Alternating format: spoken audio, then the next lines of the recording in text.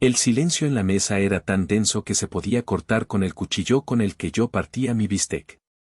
Era viernes por la noche, el final de una larga semana en la planta, y lo único que yo quería era un poco de paz. Pero la paz es un lujo que rara vez se me concedía en mi propia casa. Al otro lado de la mesa, Aitana, mi hijastra de 16 años, jugueteaba con su teléfono, con esa sonrisa nerviosa que yo conocía tan bien. Era la sonrisa que precedía a una petición que sabía que yo no aprobaría. Finalmente, levantó la vista, sus ojos buscando primero a su madre, Marisela, y luego a su abuela, doña Elodia, que nos honraba con su presencia casi todos los fines de semana. Mamá, abuela, comenzó, su voz un poco más dulce de lo normal. Damián me invitó a una fiesta esta noche. En casa de uno de sus amigos. ¿Puedo ir? Marisela me miró a mí, su expresión era una súplica silenciosa para que yo manejara la situación. Puse mi tenedor en el plato. ¿Damián? El chico de 18 años, pregunté, manteniendo mi voz neutral. Aitana asintió con entusiasmo. ¿Y dónde es esa fiesta, exactamente? ¿Habrá adultos supervisando? Ella desvió la mirada. Es, en casa de Rodrigo. Y sí, claro, sus papás van a estar. La mentira era tan obvia que casi me reí. Conocía a esos chicos. La supervisión de un adulto significaba que los padres estaban en algún lugar de la ciudad, no en la casa. No, dije con calma pero con firmeza. No irás. Es tarde, no conoces bien a esa gente y tu novio es mayor que tú. No me siento cómodo con eso. El rostro de Aitana se transformó. La dulzura se evaporó, reemplazada por una ira adolescente. No es justo. Todos mis amigos van a ir. Fue entonces cuando doña Elodia, que había estado observando la escena como una reina en su trono, decidió intervenir. Colocó su copa de vino sobre la mesa con un chasquido deliberado. Su voz, falsamente dulce, goteaba veneno. Marisela, querida, dile a tu esposo que se calme. Después de todo, hizo una pausa para un efecto dramático, mirándome directamente a los ojos, él no es el padre de la niña para prohibirle nada.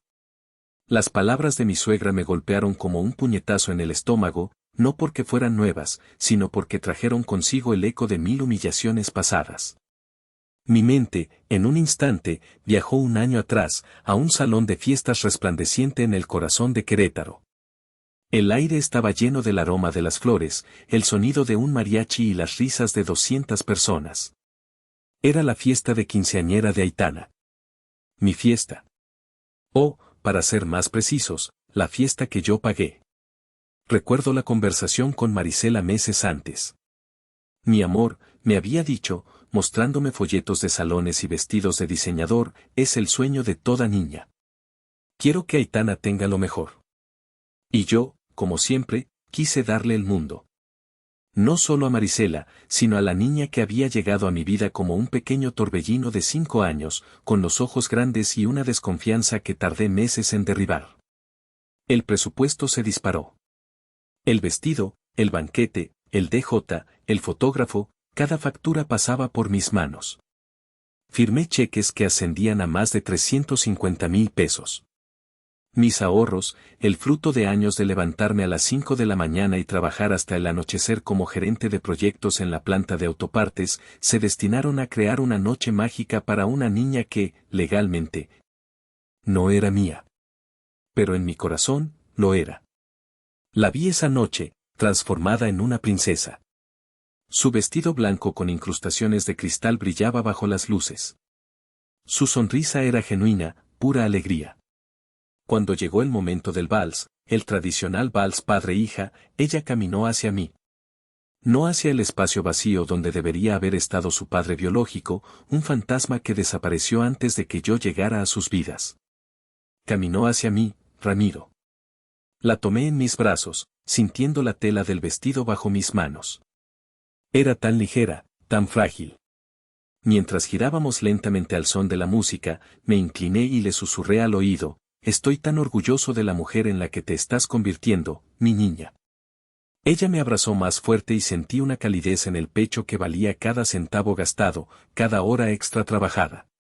Por un momento, en medio de la pista de baile, sentí que éramos una familia de verdad. Que yo era su padre. Pero la ilusión se hizo añicos tan pronto como terminó la canción. Mientras la acompañaba de regreso a la mesa principal, pasamos junto a un grupo de tías y primas de Marisela, todas rodeando a la matriarca, doña Elodia. No pude evitar escuchar su voz, clara y cortante por encima del murmullo. «Qué bueno es Ramiro, de verdad», dijo, tomando un sorbo de su copa. Las otras mujeres asintieron. «Mírenlo, todo un padrazo. Aceptando un papel que no le corresponde». No se dio cuenta de que yo estaba lo suficientemente cerca para escuchar. O quizás sí, y esa era la intención. La sonrisa se congeló en mi rostro. Las palabras eran un recordatorio sutil pero brutal de mi lugar en esa familia, el proveedor, el facilitador, el cheque en blanco, pero nunca, jamás, el padre.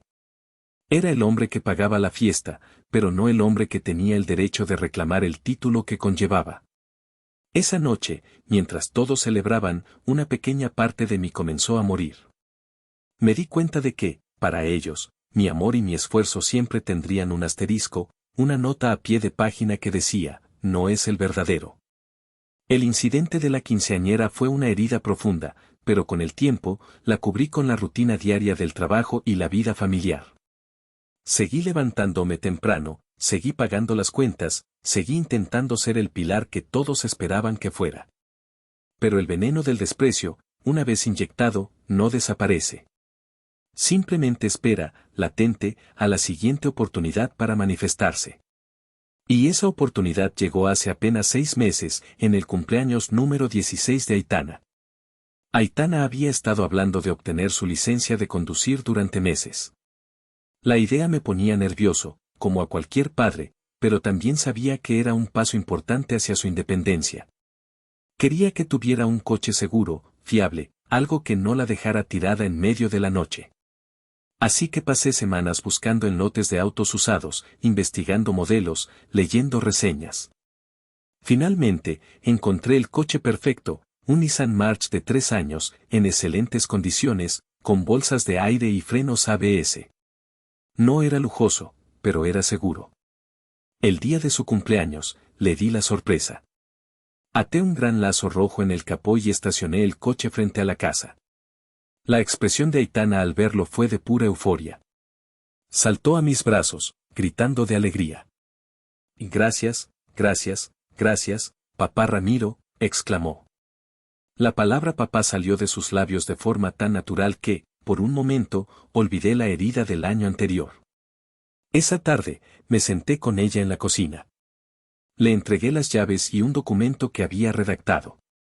«Estas son las reglas, Aitana», le dije con seriedad. «El coche es para ir a la escuela y a tus actividades. Nada de conducir después de las 10 de la noche entre semana. Nada de llevar amigos en el coche hasta que tengas más experiencia. Y si sacas una mala calificación, las llaves se quedan en este cajón. ¿Entendido?». Ella asintió solemnemente. «Entendido, Ramiro. Lo prometo». Durante las primeras semanas, todo fue perfecto. Aitana era responsable, llegaba a casa a tiempo, sus calificaciones se mantenían altas. Me sentía orgulloso. Sentía que mi autoridad, mi guía como figura paterna, estaba siendo respetada. Qué ingenuo fui. El descubrimiento ocurrió por accidente. Un sábado por la tarde, necesitaba ir a la ferretería y mi camioneta estaba bloqueada por el coche de Marisela. El March de Aitana estaba estacionado en la calle, así que decidí tomarlo. Busqué las llaves en el cuenco de la entrada, donde se suponía que debían estar. No estaban. Pensé que Aitana las tendría en su habitación. Fui a buscarla, pero no estaba en casa. Marisela me dijo que había ido al cine con unas amigas, que la había llevado una de ellas. Algo no encajaba. Una sensación de inquietud se apoderó de mí. Regresé al coche y, por puro instinto, revisé la guantera. Y allí estaba. Un duplicado de la llave, reluciente y nuevo. Mi corazón se hundió. No era una llave que yo hubiera mandado a hacer. Esa noche, confronté a Marisela. Al principio, intentó negarlo. Pero cuando le mostré la llave, su rostro se descompuso. Fue mi mamá, admitió en voz baja. Dijo que eras demasiado estricto. Que Aitana merecía un poco más de libertad. La rabia que sentí fue fría y cortante. ¿Tu mamá? ¿Y tú lo permitiste? ¿Permitiste que socavaran mi autoridad a mis espaldas? Ramiro, no es para tanto, comenzó a decir. Que no es para tanto, la interrumpí, mi voz subiendo de volumen. Establecí reglas por su seguridad, Marisela. ¿Qué pasa si tiene un accidente con el coche lleno de amigas? ¿Quién es el responsable? ¿Tu madre? ¿O el idiota cuyo nombre está en el seguro del coche? Marisela no tuvo respuesta. Más tarde, cuando Aitana llegó a casa, hablé con ella. Estaba a la defensiva. La abuela dijo que estaba bien. Dijo que tú exagerabas. Esa noche, me di cuenta de que no estaba luchando solo contra la rebeldía de una adolescente. Estaba luchando contra un sistema, una alianza entre mi esposa y mi suegra, que activamente me despojaba de cualquier autoridad real. Me permitían pagar el coche, el seguro, la gasolina. Me permitían ser el responsable legal. Pero no me permitían ser el padre que tomaba las decisiones. Una vez más, era el proveedor, no el patriarca. Y la llave duplicada en mi mano se sentía como una traición, un recordatorio metálico y frío de que, en esa casa, mis reglas siempre podían ser anuladas. De todos los secretos que guardaba, de todas las partes de mí que mantenía ocultas a la familia de Marisela, había uno que era sagrado. No era un secreto nacido de la desconfianza, sino de la esperanza. Era un acto de amor puro, una promesa silenciosa que me hice a mí mismo y a una niña de 10 años, mucho antes de que las complejidades de la adolescencia y las intrigas de mi suegra envenenaran el aire de nuestra casa. Era el fondo de inversión para la Universidad de Aitana. Nadie lo sabía. Ni Marisela, ni mucho menos doña Elodia. Ellas veían mis largas horas en la planta como una simple necesidad para mantener nuestro estilo de vida, la casa en un buen fraccionamiento, las vacaciones anuales en la playa, los coches en la cochera. Pero una parte de mi sueldo, cada mes, sin falta, durante casi una década, se desviaba a una cuenta separada, una cuenta que crecía silenciosamente, como un árbol plantado en tierra fértil. Todo comenzó una tarde de domingo. Aitana tenía 10 años y había pasado toda la mañana dibujando en la mesa del comedor. Cuando terminé de arreglar una tubería con fugas en el baño, me acerqué a ver qué hacía. Sobre una gran cartulina, había dibujado una casa. No era una casa cualquiera, tenía grandes ventanales, un techo inclinado y un jardín lleno de flores de colores imposibles. Me explicó cada habitación con un detalle asombroso. Y aquí, dijo, señalando una pequeña habitación en el segundo piso, es donde voy a dibujar todos mis planos cuando sea arquitecta. La miré, tan pequeña y tan llena de sueños, y sentí una oleada de protección y orgullo tan intensa que casi me dejó sin aliento. En ese momento, no era mi hijastra. Era mi hija. Y yo, su padre, haría cualquier cosa para ayudarla a construir esas casas. Al día siguiente, fui al banco. Hablé con un asesor financiero. Le expliqué mi objetivo, quería que Aitana tuviera la opción de estudiar en cualquier lugar del mundo, sin preocuparse por el dinero. Quería darle las alas que yo nunca tuve. Mi padre, un hombre bueno y trabajador, era carpintero. Me enseñó el valor del trabajo duro, pero nunca pudimos soñar con una educación universitaria, y mucho menos en el extranjero. Padre es el que cría, no el que engendra, me había dicho una vez, mientras me enseñaba a lijar una pieza de madera. Cualquiera puede plantar una semilla, Ramiro. Pero se necesita un jardinero para cuidarla, regarla y asegurarse de que crezca fuerte. Esas palabras se convirtieron en mi mantra. Yo era el jardinero de Aitana. Cada depósito en esa cuenta era como regar esa semilla. Vi el fondo crecer a través de los años. De 10,000 pesos a 100,000. De 100,000 a $500,000. Y luego, gracias a buenas inversiones y al milagro del interés compuesto, superó el 1,000,000. Ahora, valía un poco más de 1.200.000 pesos. Suficiente para la matrícula en una buena universidad en Estados Unidos o Europa, suficiente para su alojamiento, suficiente para que su única preocupación fuera construir sus casas de ensueño. Este secreto era mi santuario. En los días en que me sentía como un cajero automático, como un simple proveedor, pensaba en ese fondo. Era la prueba tangible de mi amor, un amor que no necesitaba la aprobación de nadie.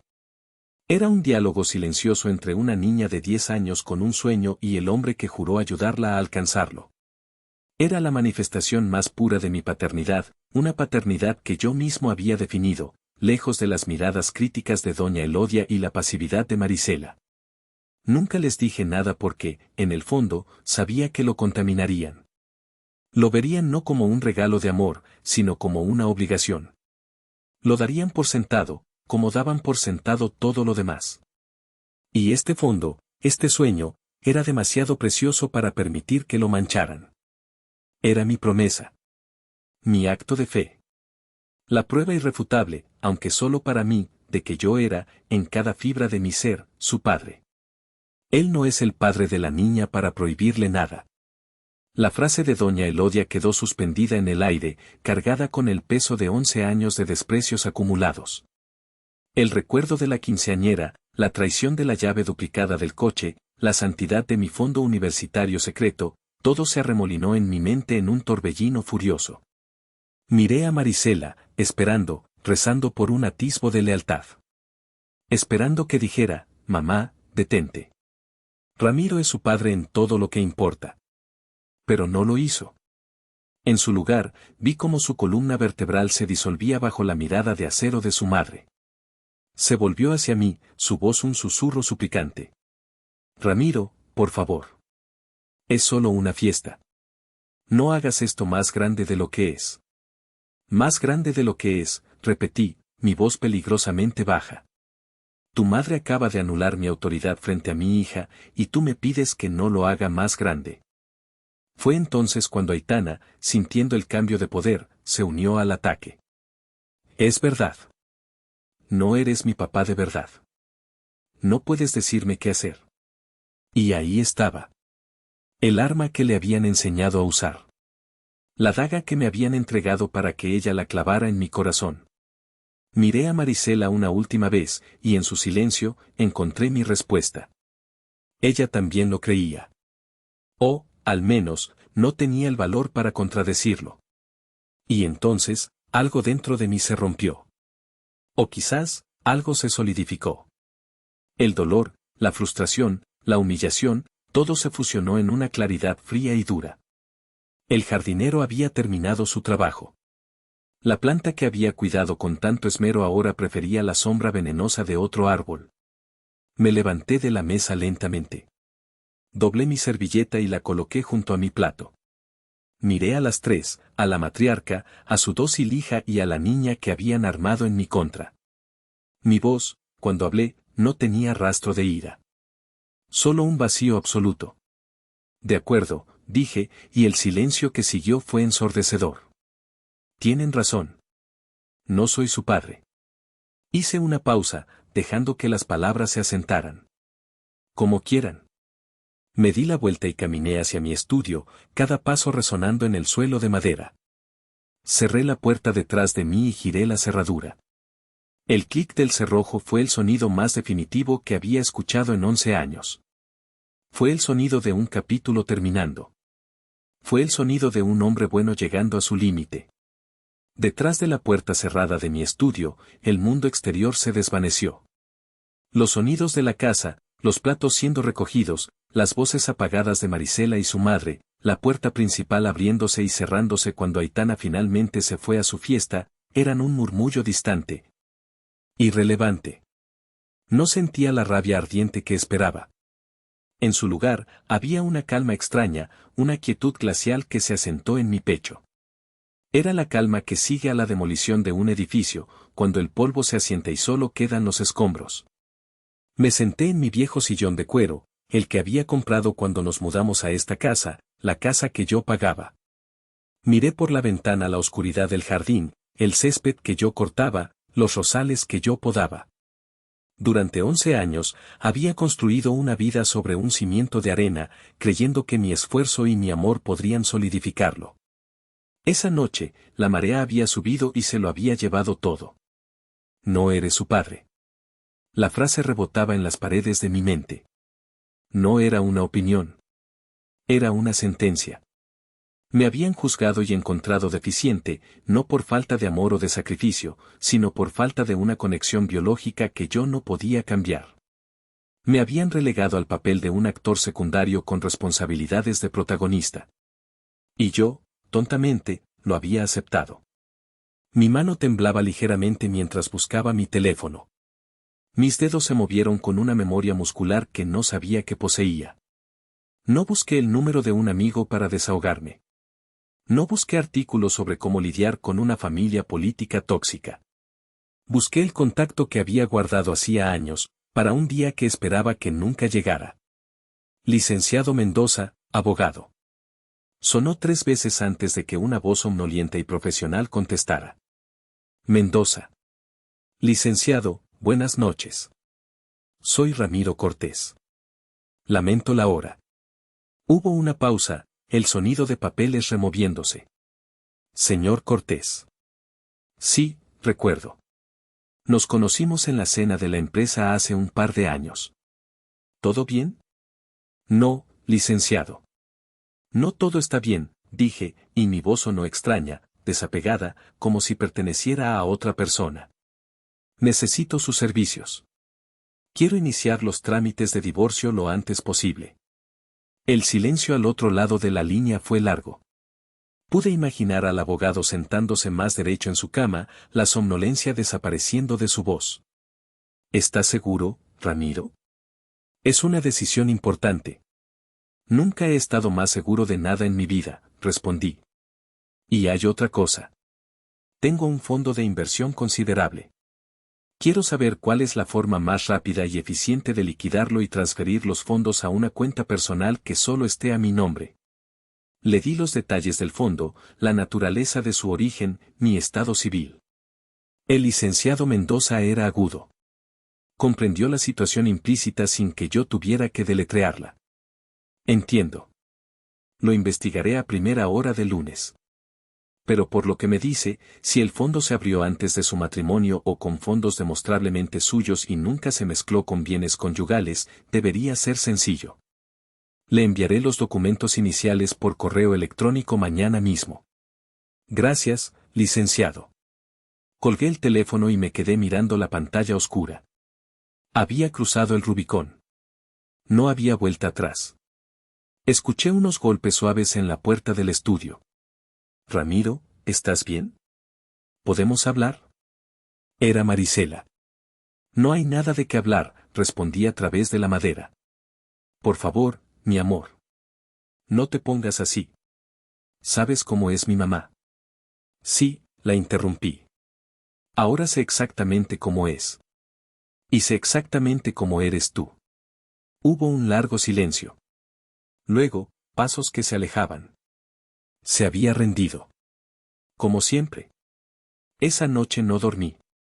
Me quedé en el sillón, viendo cómo la luna trazaba un arco en el cielo, escuchando los sonidos de la casa que pronto dejaría de ser mi hogar. No sentía tristeza. No sentía ira. Solo sentía el peso de 11 años de esfuerzo disolverse en la nada. Y en ese vacío, por primera vez, comencé a sentir una extraña y aterradora sensación de libertad. El sol del sábado por la mañana se filtraba por las persianas de mi estudio, encontrándome exactamente en la misma posición en la que me había dejado la noche, sentado en el sillón de cuero, con una taza de café frío en la mano. La casa estaba en un silencio antinatural. Marisela y su madre se movían de puntillas, como si temieran despertar a una bestia dormida. No se equivocaban. La bestia de mi paciencia infinita había muerto, y en su lugar había nacido algo mucho más frío y calculador. No salí del estudio. Ignoré los mensajes de texto de Marisela, las llamadas perdidas. Trabajé en mi computadora portátil, revisando mis finanzas, haciendo listas, trazando un nuevo mapa para mi vida. Un mapa en el que yo era el único habitante. La tormenta llegó justo después del mediodía. No fue un trueno lejano, sino un huracán que irrumpió en la casa. La puerta principal se abrió de golpe y Aitana entró corriendo, su rostro pálido y manchado de lágrimas. Sus sollozos eran audibles incluso a través de mi puerta cerrada. Escuché las voces frenéticas de Marisela y doña Elodia, un coro de ¿qué pasó? ¿Qué tienes, mi niña? No me moví. No era mi problema. Me lo habían dejado muy claro. Pasaron quizás 20 minutos de llantos y susurros ahogados.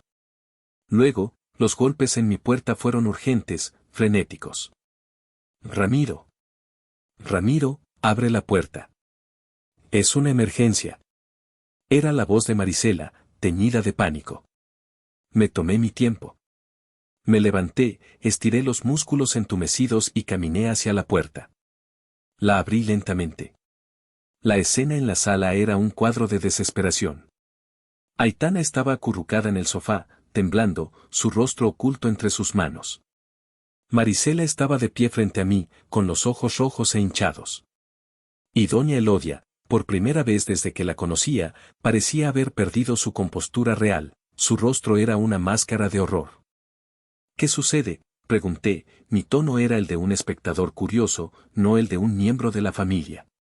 Es Aitana, balbuceó Marisela. Ella cree que está embarazada. Las palabras quedaron suspendidas en el aire. Miré a Aitana, luego a Marisela, y finalmente a doña Elodia. Vi el pánico en sus ojos, la búsqueda desesperada de una solución, de un salvador.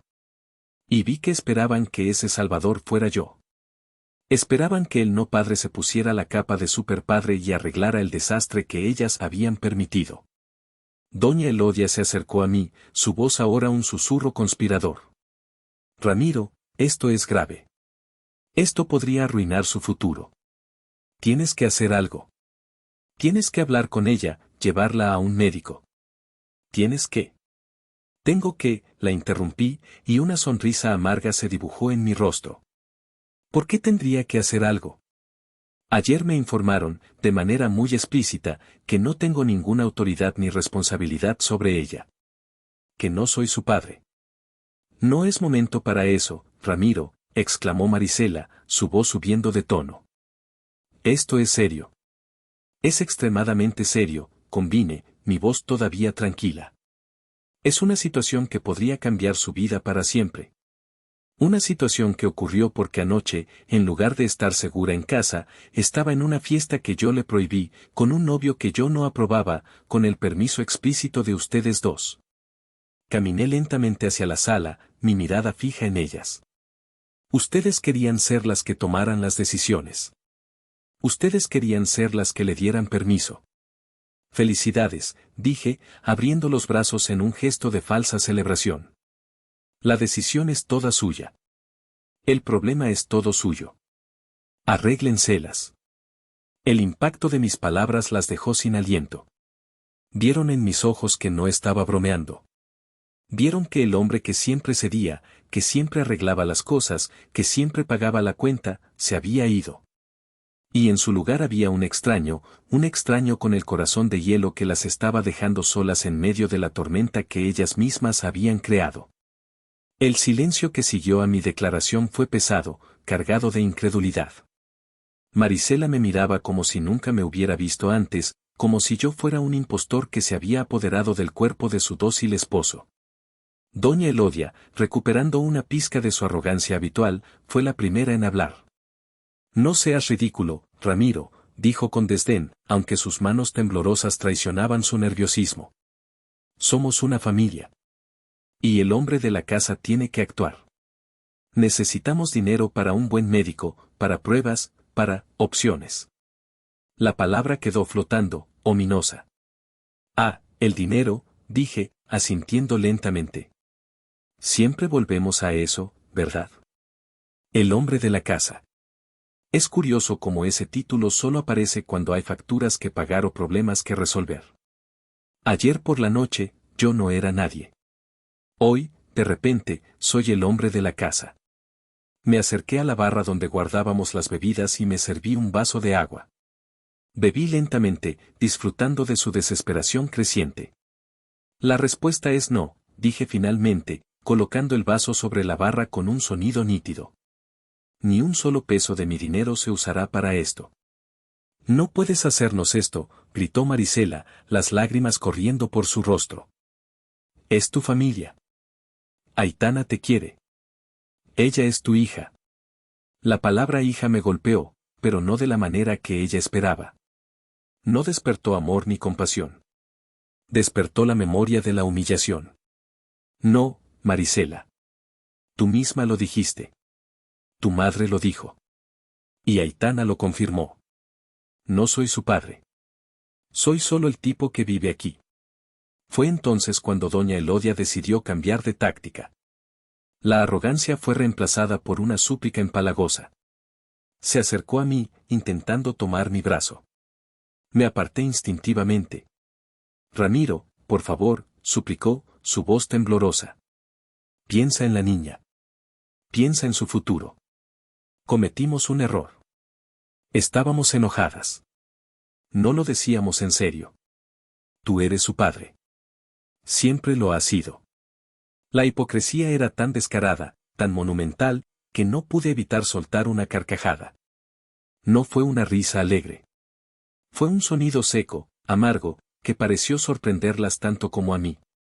¿Ahora soy su padre?, pregunté, mirándola fijamente. ¿Ahora qué necesitan que pague por las consecuencias de su maravillosa crianza? ¿Ahora que el futuro que ustedes pusieron en riesgo necesita ser rescatado por mi chequera? Sacudí la cabeza, el movimiento lento y deliberado. Es demasiado tarde para eso, Elodia. Demasiado tarde. Me di la vuelta, listo para regresar a la seguridad de mi estudio, para dejarlas marinar en su propio pánico. Pero me detuve en el umbral.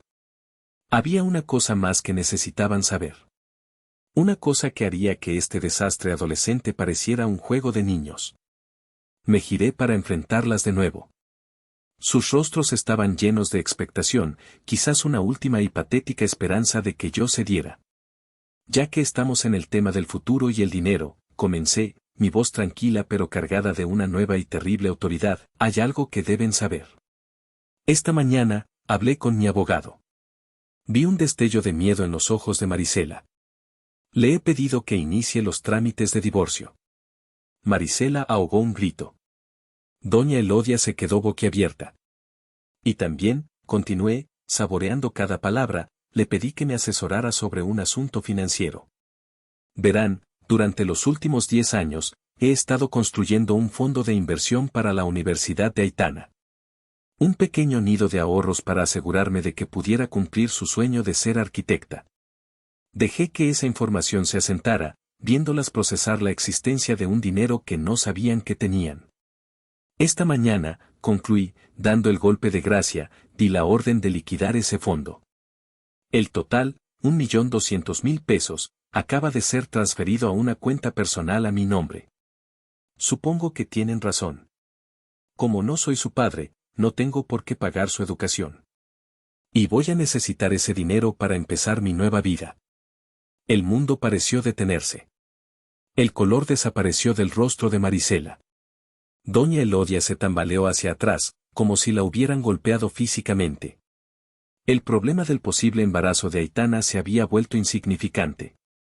Les había quitado algo mucho más grande, su red de seguridad, su futuro garantizado, su cajero automático personal. Y en sus rostros, vi el terror puro de darse cuenta de que la gallina de los huevos de oro no solo había dejado de poner, sino que acababa de volar del gallinero para siempre. El impacto de mi revelación fue como una onda expansiva que destrozó la poca compostura que les quedaba. Marisela fue la primera en romperse. Cayó de rodillas, sus sollozos eran ahora gemidos de incredulidad y desesperación. ¿Cómo pudiste, Ramiro? ¿Cómo pudiste hacernos esto? Y ese dinero era para ella. No, la corregí, mi voz fría como el acero. Ese dinero era un regalo. Un regalo de un padre a su hija. Y ustedes tres me dejaron muy claro ayer que yo no cumplo con los requisitos para ese título. Los regalos se pueden revocar. Doña Elodia, por otro lado, pasó del shock a la furia en un instante. Su rostro se contorsionó en una máscara de odio. Eres un monstruo, Siseo, señalándome con un dedo tembloroso. Un ladrón. Te aprovechaste de nosotras. Te demandaré. No te saldrás con la tuya. Adelante, inténtalo, la invité con una calma que la enfureció aún más. Habla con cualquier abogado. Te dirá que un fondo creado con mi propio dinero, a mi nombre, antes de que existieran problemas conyugales, es mío. Completamente mío.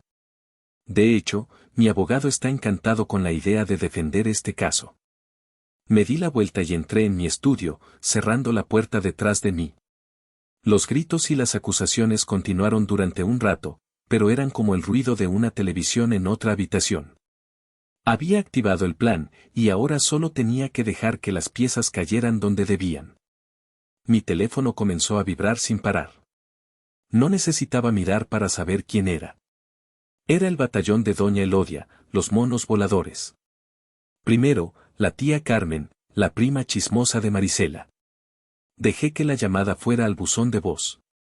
El mensaje era predecible: Ramiro, soy Carmen. Elodia me llamó, está destrozada. No sé qué está pasando, pero no puedes hacerle esto a tu familia. Tienes que pensar en la niña. Borré el mensaje sin terminar de escucharlo. Luego, un tío lejano, luego otra prima. Todos con el mismo guión, la misma presión emocional. Puse el teléfono en modo silencioso y lo dejé sobre el escritorio. Su guerra psicológica ya no tenía poder sobre mí. En medio del bombardeo, entró una llamada de un número que sí reconocí. Era el tío Roberto, el hermano menor de Doña Elodia, el único miembro de esa familia que siempre me había tratado con un respeto genuino. Era un hombre sencillo, un mecánico que había visto a su hermana manipular a la gente toda su vida. Dudé un momento y luego contesté. Ramiro, soy Roberto, dijo, su voz grave y cansada. Elodia me llamó. Me contó una historia increíble sobre ti robando dinero y abandonando a Marisela y a la niña en su peor momento. ¿Y le creíste?, pregunté, sin rodeos. Hubo una larga pausa. Conozco a mi hermana, dijo finalmente. Sé que siempre hay otra versión. La tuya. Y entonces, por primera vez ese día, hablé con alguien que realmente escuchaba. Le conté todo. No solo lo de la noche anterior, sino lo de la quinceañera, lo del coche, los 11 años de ser el proveedor invisible, el padre de quita y pon. Le hablé del fondo universitario, no como un arma, sino como lo que era, un sueño que me habían arrebatado. Roberto escuchó en silencio, solo interrumpiendo con algún gruñido de comprensión. Cuando terminé, suspiró profundamente. Lo siento, Ramiro, dijo, y su sinceridad era un bálsamo para mi alma herida. Siempre supe que mi hermana era difícil, pero no sabía hasta qué punto. Estiraron la liga demasiado, y finalmente se rompió. Hiciste lo que tenías que hacer. Gracias, Roberto. Significa mucho para mí escuchar eso. Cuídate, dijo antes de colgar. Esto se va a poner feo. Pero mantente firme. Tienes la razón de tu lado. Colgué el teléfono sintiéndome un poco menos solo. La validación de Roberto fue como un ancla en medio de la tormenta. El plan estaba en marcha. El divorcio era inevitable. La guerra con la familia de Marisela acababa de comenzar. Pero por primera vez, no estaba luchando por mi lugar en su mundo. Estaba luchando por mi salida. Y estaba decidido a ganar. Pasaron 3 días. 3 días de una guerra fría dentro de la misma casa. Yo vivía en el estudio, saliendo solo para usar la cocina en horarios extraños. Marisela y Aitana se encerraban en sus habitaciones. Doña Elodia iba y venía, susurrando por teléfono, sin duda organizando su próximo movimiento. Sabía que no se quedaría de brazos cruzados. Su control sobre la familia era absoluto, y yo me había convertido en el primer rebelde en desafiar su reinado. Su contraataque llegó el martes por la noche. Yo estaba calentando una sopa en la cocina cuando sonó el timbre. Y luego otra vez. Y otra vez. Abrí la puerta para encontrarme con una delegación. En el porche estaban la tía Carmen, su esposo, un par de primos y, por supuesto, la propia doña Elodia, de pie en el centro como una generala inspeccionando a sus tropas. «Vamos a hablar, Ramiro», anunció Elodia, entrando en la casa sin ser invitada. Los demás la siguieron, llenando mi sala de estar con sus miradas acusadoras y su energía sofocante. Marisela y Aitana salieron de sus habitaciones, atraídas por el ruido, y se quedaron en un rincón, como espectadoras de mi ejecución pública. «No tengo nada de qué hablar con ustedes», dije, manteniéndome de pie junto a la puerta. «Oh, sí que lo tienes», replicó la tía Carmen, cruzándose de brazos. «Vas a escuchar. Estás destruyendo a esta familia.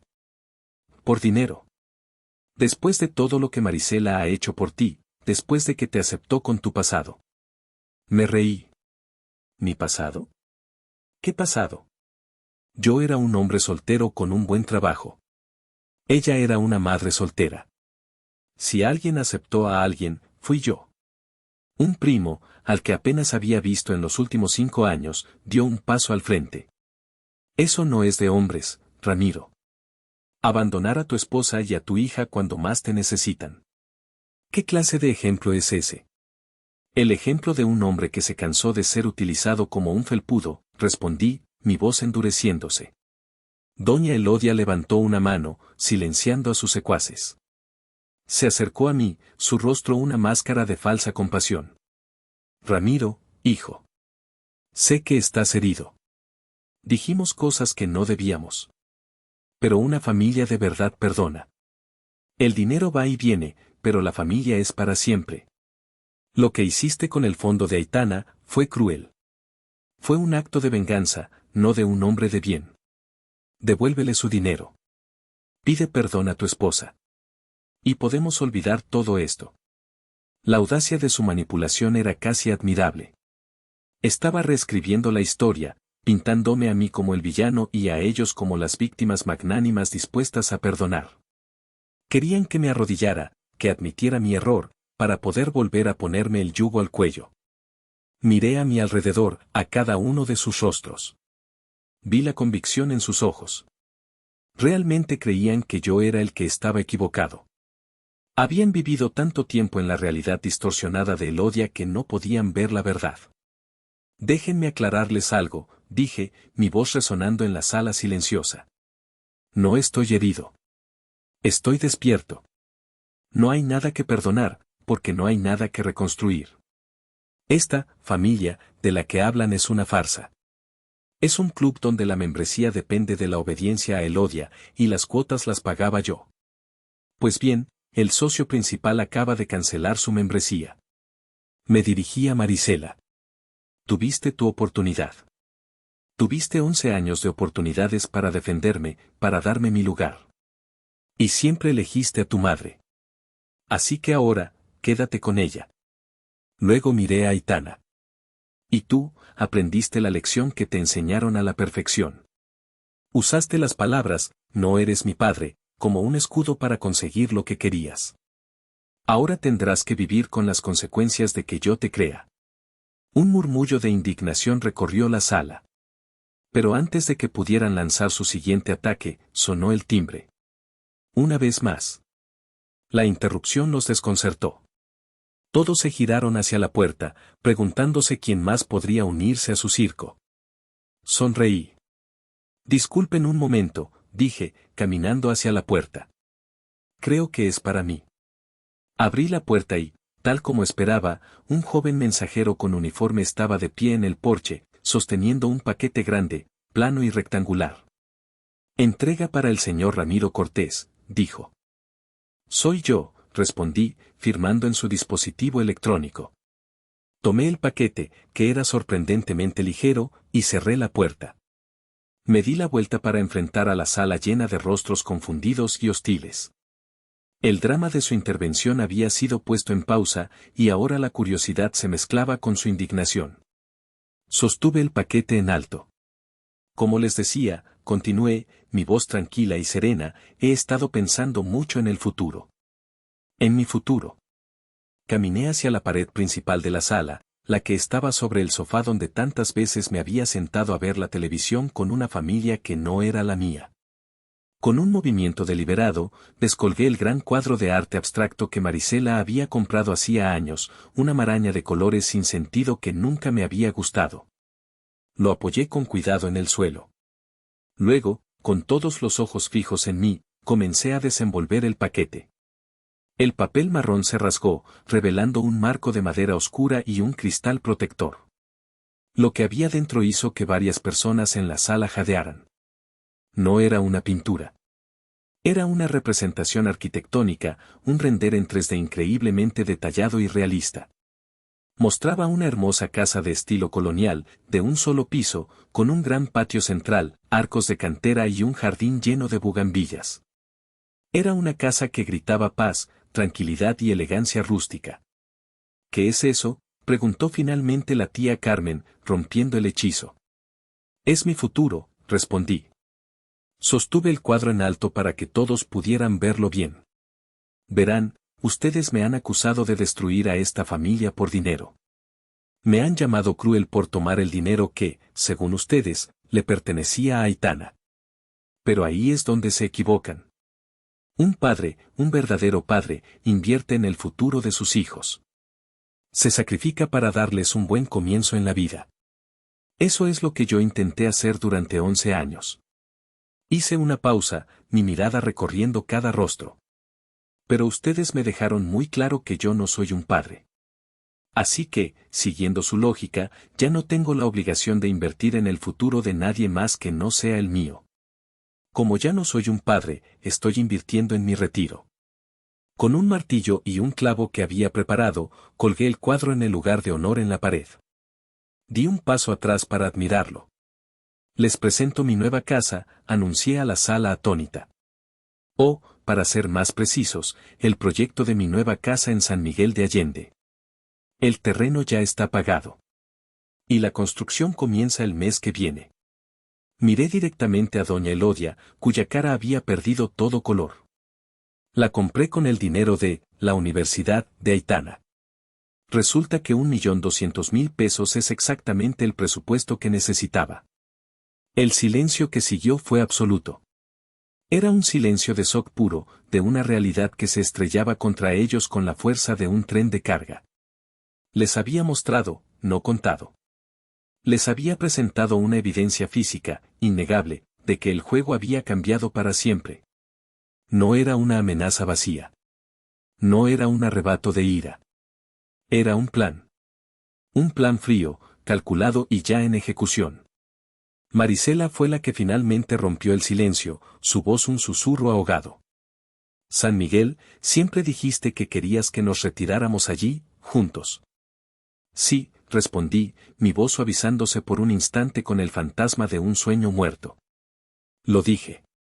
Pero para retirarse juntos, primero hay que vivir juntos. Y yo, Marisela, hace mucho tiempo que no vivo aquí. Solo pagaba la hipoteca. La evidencia colgaba en la pared, un hermoso y cruel recordatorio de todo lo que habían perdido. El dinero no solo se había ido, se había transformado. Se había convertido en ladrillos, en tejas, en un futuro del que ellas no formarían parte. Y por la expresión de sus rostros, supe que finalmente, después de 11 largos años, estaban empezando a entender. La imagen de la casa en la pared pareció romper el dique de la negación de Marisela. Su rostro se transformó de la conmoción a una furia desesperada. «No puedes hacer esto», gritó, su voz temblando. «Ese dinero es nuestro. Es dinero matrimonial. Te demandaré, Ramiro. Te juro que te quitaré hasta el último centavo. La mitad de esta casa es mía. La mitad de todo es mío». Doña Elodia, viendo una oportunidad, se unió al ataque. «Tiene razón. La ley la protege. No eres tan listo como crees, Ramiro. Veremos qué dice un juez sobre esto». El resto de la familia, envalentonada, comenzó a murmurar en acuerdo. Sí, la ley está de su lado. No puede simplemente tomar el dinero y correr. Los dejé hablar. Los dejé construir su castillo de falsas esperanzas legales. Esperé a que su coro de indignación alcanzara su punto máximo. Entonces, saqué mi teléfono del bolsillo. Es curioso que mencionen a los jueces y la ley, dije, captando su atención de nuevo. Porque, como hombre precavido que soy, decidí consultar a un experto en el tema antes de hacer cualquier movimiento. Busqué en mis contactos y presioné un nombre. No marqué el número. Simplemente activé el altavoz y reproduje una grabación. Una grabación de la llamada que había tenido con el licenciado Mendoza el sábado por la noche. La voz profesional y clara del abogado llenó la sala. Entiendo la situación, Ramiro. Revisemos los puntos. Primero, el fondo de inversión. Me dices que lo abriste tú solo, con ingresos de tu trabajo, y que tu esposa nunca fue cotitular ni beneficiaria directa. Y lo más importante, nunca se mezclaron fondos de una cuenta conjunta. ¿Es correcto? La grabación de mi propia voz respondió, correcto, licenciado. Cada depósito fue una transferencia directa de mi cuenta de nómina personal. La voz del abogado continuó, implacable. Entonces, legalmente, es impecable. Se considera un bien propio, no parte de la sociedad conyugal. Cualquier intento de reclamarlo en un juicio de divorcio sería desestimado de inmediato. Es tuyo, punto. Un silencio sepulcral cayó sobre la sala. Podía ver los engranajes girando en sus cabezas, la esperanza comenzando a desvanecerse. Pero no había terminado. Ahora, sobre la casa, continuó la voz grabada del licenciado Mendoza. La escritura está únicamente a tu nombre, ¿verdad? Y la compraste antes de casarte. Así es, respondió mi voz grabada. Pagué el enganche con mis ahorros de soltero. Ella se mudó a vivir conmigo. Perfecto. Ella podría argumentar que contribuyó a los pagos de la hipoteca con el tiempo, pero como tú eras el principal sostén y puedes demostrarlo con tus recibos de nómina, lo más probable es que el juez le otorgue una compensación mínima, si es que le otorga algo. La propiedad, Ramiro, es tuya. No la perderás. La grabación continuó, pero yo la detuve. El mensaje había sido entregado. Miré a Marisela, cuyo rostro estaba pálido como el papel. Su amenaza de demandarme se había desintegrado en el aire. Como pueden ver, dije, guardando mi teléfono, he hecho mi tarea. Pero aún quedaba un último golpe. El golpe final. El que convertiría su derrota en una aniquilación. De hecho, dije, mirando mi reloj, el licenciado Mendoza debería estar disponible ahora. Marqué su número, esta vez de verdad, y puse el teléfono en altavoz. Licenciado Mendoza, buenas noches. Soy Ramiro Cortés. Lo tengo en altavoz, está aquí conmigo mi esposa, Marisela, y su familia. Buenas noches, Ramiro. Buenas noches a todos, dijo la voz del abogado, ahora en vivo, sonando nítida y autoritaria. Licenciado, dije, Marisela y su madre tenían algunas preguntas sobre la división de bienes. Creo que ya aclaramos el tema del fondo de inversión y la propiedad de la casa. Pero creo que hay un último detalle que les gustaría conocer. Por supuesto, dijo Mendoza. Señora Marisela, ya que está presente, permítame informarle formalmente, aunque también lo recibirá por escrito. Dado que la propiedad ubicada en la calle de los Fresnos número 123 es propiedad exclusiva de mi cliente, el señor Cortés, y dado que él ha expresado su deseo de disolver el vínculo matrimonial, estamos procediendo legalmente. Hubo una pausa, y supe que el abogado estaba eligiendo sus siguientes palabras con precisión quirúrgica. Una notificación de desalojo, otorgándole a usted y a su hija un plazo legal de 30 días para desocupar el inmueble, será entregada por un notario en su domicilio mañana por la mañana. Que pasen buenas noches. Y con eso, colgó. La justicia externa había hablado. No era mi opinión. No era mi ira. Era la ley. Fría, impersonal e ineludible. La casa en la que estaban parados ya no era su hogar. Era una cuenta regresiva. Y yo, el hombre al que le habían dicho que no era nadie, me había convertido en el dueño de su destino. La intervención había terminado. Y yo era el único que quedaba en pie. La palabra desalojo actuó como un interruptor. La furia y la arrogancia de la familia se cortocircuitaron, dejando al descubierto el pánico puro que había debajo. El batallón de doña Elodia se desintegró. Ya no eran un frente unido de justicieros, eran un grupo de parientes incómodos atrapados en la implosión de la vida de otra persona. La tía Carmen fue la primera en escabullirse, murmurando algo sobre tener que levantarse temprano. Su esposo la siguió, sin siquiera mirarme a los ojos. El primo hombre de bien se encogió visiblemente y se dirigió a la puerta, diciendo que no quería meterse en problemas de pareja. En menos de 5 minutos, la sala que había estado llena de acusaciones se vació, dejando solo a los 3 arquitectos de mi miseria. Doña Elodia se derrumbó en el sofá, su cuerpo finalmente cediendo al peso de su derrota. Su rostro, normalmente una máscara de control férreo, estaba descompuesto.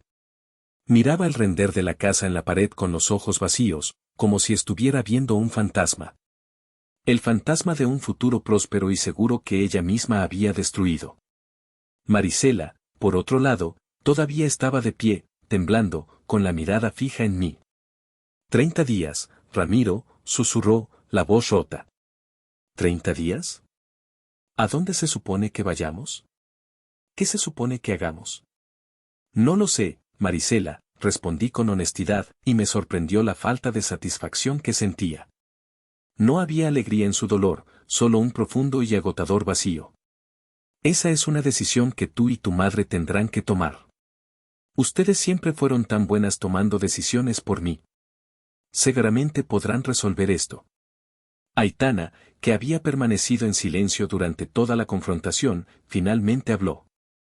Su voz era apenas un susurro. ¿Y mi problema? La miré.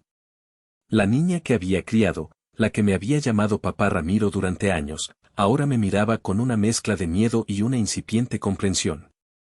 El posible embarazo, el catalizador de todo este desastre, casi había sido olvidado. Ese problema, Aitana, le dije suavemente, es la primera consecuencia real que enfrentas en tu vida. Habla con tu madre. Habla con tu abuela. Ellas te dieron permiso para salir. Ellas te aseguraron que yo no tenía derecho a protegerte. Ahora, déjalas que te arreglen esto. Me di la vuelta para irme, pero la voz de Marisela me detuvo.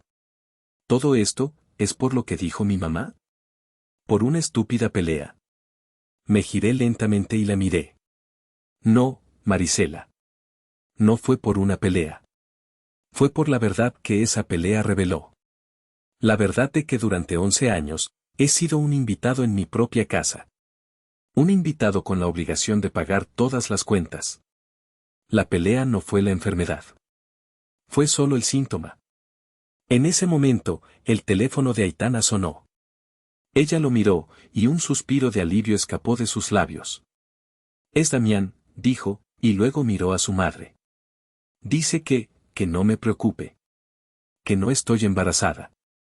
Fue una falsa alarma. La noticia cayó en la habitación con un ruido sordo. Doña Elodia levantó la cabeza, una chispa de esperanza en sus ojos. Marisela me miró, su rostro iluminándose. ¿Oíste, Ramiro? No está embarazada. Fue un error. Todo está bien.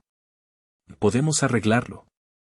La miré, y la profundidad de su desconexión con la realidad era asombrosa. Realmente creía que el problema había sido un posible bebé. No entendía que el bebé nunca fue el problema. El problema eran ellas. Me alegro por Aitana, dije con sinceridad. Pero para nosotros, Marisela, no cambia nada. La cruda realidad finalmente la golpeó. El problema no se había ido.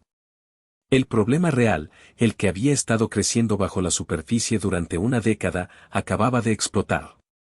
Y no había prueba de farmacia que pudiera arreglarlo. La casa seguía siendo mía. El dinero seguía siendo mío. Y el desalojo seguía en pie. Los siguientes 30 días fueron los más largos y extraños de mi vida. La casa se convirtió en un limbo, un espacio habitado por fantasmas que esperaban su exilio. La dinámica de poder se había invertido de una manera tan completa que era casi surrealista. Yo era el dueño. El rey de un castillo en ruinas. Ellas eran las inquilinas con un plazo de vencimiento. El silencio era su idioma principal, roto solo por el sonido de cajas de cartón siendo arrastradas y el chirrido de la cinta de embalaje.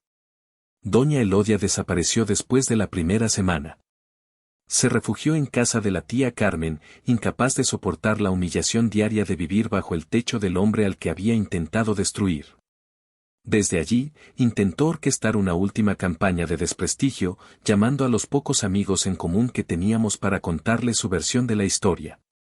No funcionó. La mayoría de la gente que me conocía bien sabía la verdad sobre mi carácter y el de ella. Marisela intentó todas las tácticas que conocía. Primero, la ira. Me acusó de ser un hombre sin corazón. Luego, la culpa. Me recordó todos los buenos momentos, editando selectivamente los 11 años de nuestra vida en común. Después, la seducción. Intentó acercarse a mí por la noche, con la esperanza de que la intimidad física pudiera reparar el abismo emocional. La rechacé con una suavidad que la hirió más que cualquier grito. Finalmente, llegó la súplica. La encontré una noche en la cocina, rodeada de cajas a medio llenar. Estaba llorando en silencio. Te amo, Ramiro, dijo, su voz ahogada. Sé que no lo he demostrado. Sé que he sido débil. Siempre le he tenido miedo a mi madre. Pero te amo. Todo esto es culpa suya. Por favor, no me dejes. La miré, y por primera vez en semanas, sentí una punzada de la vieja compasión. Vi a la mujer de la que me había enamorado, la joven madre luchadora que había admirado. Pero esa mujer se había perdido en algún lugar del camino, devorada por la influencia de su madre. Yo también te amé, Marisela, le dije, y las palabras sabían a ceniza en mi boca. Pero el amor no es suficiente. El respeto es el cimiento de una relación. Y tú nunca me respetaste. Nunca me defendiste. Dejaste que tu madre decidiera cuál era mi papel en mi propia casa, en mi propia vida. Me acerqué y, por un momento, pensé en abrazarla. Pero no lo hice. En lugar de eso, señalé las cajas. No puedo vivir con alguien que me ve como una opción, no como una prioridad. Ya no soy tu esposo, Marisela. Solo soy el hombre que solía pagar tus cuentas. El día de la mudanza fue gris y lluvioso, como si el cielo estuviera de luto por una muerte. El tío Roberto apareció, no para ayudarme a mí, sino para ayudarlas a ellas. Fue un acto de decencia que me conmovió. Mientras cargaba una caja de libros en su camioneta, se acercó a mí. Lo siento por todo esto, Ramiro, dijo. No es tu culpa, Roberto. Eres un buen hombre. Ella te quería, sabes, dijo, refiriéndose a Marisela. A su manera. Simplemente nunca aprendió a cortar el cordón umbilical. Vi cómo el camión de mudanza se alejaba por la calle, llevándose los restos de mi vida anterior. Marisela no miró hacia atrás. Aitana sí. Por un breve instante, nuestras miradas se encontraron a través del cristal trasero. Vi en sus ojos una confusión y un arrepentimiento que llegaban demasiado tarde. Luego, el camión giró en la esquina y desapareció. Y yo me quedé solo, de pie en el porche de mi casa. Mi casa. Por primera vez, realmente mía. Han pasado 6 meses. El eco de sus voces se ha desvanecido de las paredes de la casa en Querétaro, reemplazado por un silencio que al principio fue abrumador, pero que poco a poco se ha convertido en paz. Vendí esa casa la semana pasada. No quería quedarme con los fantasmas. Ahora estoy aquí, en San Miguel de Allende. No en la casa del Render, todavía no. Esa se está construyendo, ladrillo a ladrillo, en una colina con vistas a la parroquia. Estoy alquilando un pequeño apartamento en el centro. Cada mañana, camino entre las calles empedradas, tomo un café en el jardín principal y observo cómo los artistas pintan al aire libre. Estoy aprendiendo a estar solo de nuevo, a disfrutar de mi propia compañía. A veces hablo por teléfono con el tío Roberto. Él es mi único vínculo con ese pasado. Me cuenta, con su habitual franqueza, que Marisela y Aitana viven en un pequeño apartamento alquilado por su madre. Me dice que Marisela consiguió un trabajo de medio tiempo, que lucha para pagar las cuentas. Me dice que Aitana está más callada, más seria. Que la arrogancia adolescente ha sido reemplazada por una madurez forzada. La semana pasada, Roberto me dijo que Marisela le preguntó por mí. Le preguntó si yo era feliz. No sé qué le respondió. A veces, yo mismo me hago esa pregunta. No soy feliz de la manera ruidosa y caótica en que lo era antes. Soy, tranquilo. Estoy en paz. He recuperado el respeto por mí mismo, algo que no sabía que había perdido hasta que lo tuve de vuelta. Me dijeron que destruía mi familia por dinero y por orgullo. Que un hombre de verdad habría perdonado y olvidado. Pero yo creo que simplemente les di lo que me pidieron. Me pidieron que dejara de actuar como un padre, y lo hice. Me pidieron que dejara de meterme en sus vidas, y me fui. Les entregué el control total que tanto anhelaban, y ahora viven con las consecuencias de sus propias decisiones. Estoy de pie en el terreno de mi futura casa. El sol de la tarde baña las paredes a medio construir con una luz dorada. Siento la brisa en mi cara y, por primera vez en más de una década, siento que estoy exactamente donde debo estar. Mi sacrificio no fue en vano, simplemente, el beneficiario final de ese sacrificio terminé siendo yo. Así que les pregunto a ustedes, ¿a quienes han escuchado mi historia, hice lo correcto? ¿O soy yo el malo aquí?